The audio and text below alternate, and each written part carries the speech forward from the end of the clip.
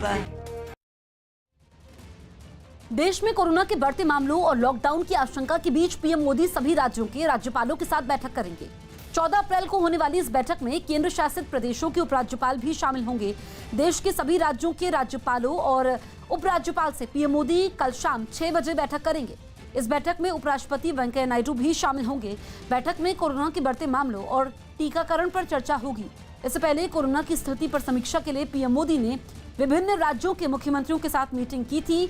हालांकि पीएम ने कोरोना से मुकाबले के लिए लॉकडाउन से इनकार किया था। ड्रग्स केस में अब तक कई बड़ी गिरफ्तारियां कर चुकी एनसीबी ने एक और बड़ी कार्रवाई को अंजाम दिया है। न्यूज़ 18 के आनंद तिवारी की रिपोर्ट है कि एनसीबी ने आगरा, बलिया और राजधानी दिल्ली में छापेमारी की और 12 करोड़ की प्रतिबंधित दवाइयां जब्त की। इन दवाओं को अवैध तरीके से अमेरिका, ब्रिटेन समेत कई देशों में भेजने के आरोप में 4 लोगों को भी गिरफ्तार किया।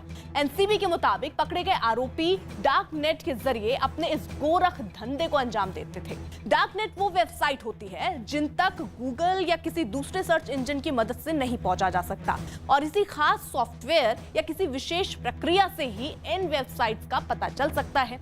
इस पूरे ऑपरेशन को एनसीबी ने 3 महीने में अंजाम दिया। हालांकि एनसीबी को इस मामले में अभी एक दवा कंपनी के मालिक की भी तलाश है। तमाम अपराधों को डार्कनेट के जरिए अंजाम दिया जा रहा है, जिसमें ड्रग्स की खरीद फरोख्त भी शामिल है। यही वजह है कि एनसीबी ऑपरेशन डार्कनेट के जरिए तमाम आरोपियों की गिरफ्तारी में जुटी हुई है। पश्चिम बंगाल में 5वें चरण के चुनाव के लिए बीजेपी ने पूरी ताकत झोंक दी है। पीएम नरेंद्र मोदी की ताबड़तोड़ रैलियों के अलावा बीजेपी के सबसे बड़े स्टार प्रचारक साबित हो रहे हैं गृह मंत्री अमित शाह, जो रोज बड़ी संख्या में रोड शो और जनसभाएं कर रहे हैं। 5वें चरण में बीजेपी और गृह मंत्री की नजर गोरखा वोटों को बीजेपी के पक्ष में लामबंद करने पर है,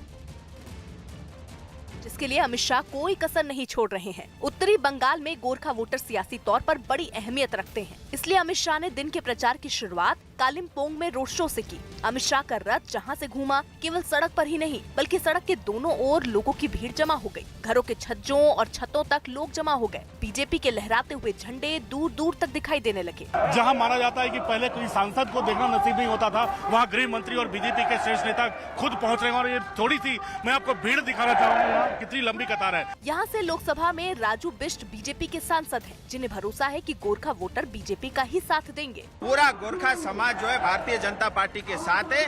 वैसे भी गोरखा देशभक्त समाज है और भारतीय जनता पार्टी के साथ एक नेचुरल अलायंस भी है। रोड शो के बाद गृह मंत्री धूपगिरी में एक जनसभा में पहुंचे, लेकिन यहाँ भी भीड़ देखकर उनके इरादे और मजबूत हो गए।